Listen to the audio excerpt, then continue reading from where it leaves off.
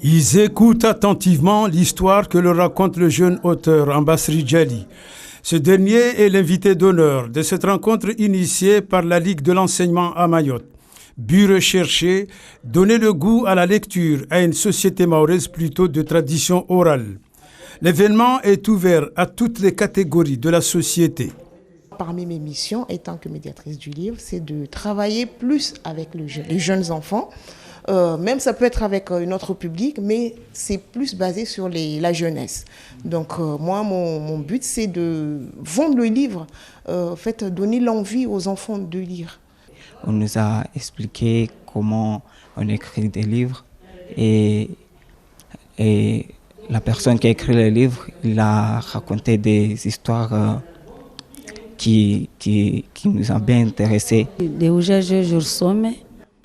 Nous sommes venus ici avec un seul objectif. Vous savez, avec nos enfants qui vont à l'école, il est important pour nous de les suivre et connaître leur comportement là-bas.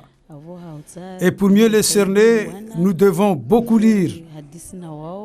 Le livre dans toute sa diversité et dans toute sa dimension, le jeune écrivain Abbas Ridjali prône avant tout la pérennisation de la littérature à Mayotte. L'histoire d'un pays ou d'une civilisation n'est pas seulement dans les livres historiques, mais ce sont les écrivains de fiction qui racontent la société pour que les us et les coutumes soient mieux transmises.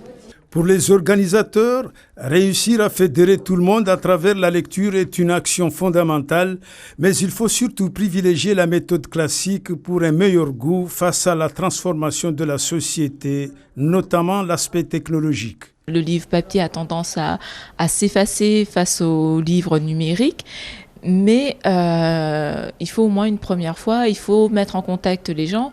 Le livre numérique, on n'en trouve pas aussi facilement que ça. Donc là, on a, nous, par le biais du tiers-lieu, un espace, une bibliothèque, et on peut amener les livres auprès de notre public sur le territoire. Avec ce vieil adage, lire, c'est forger le savoir et surtout garantir l'intelligence.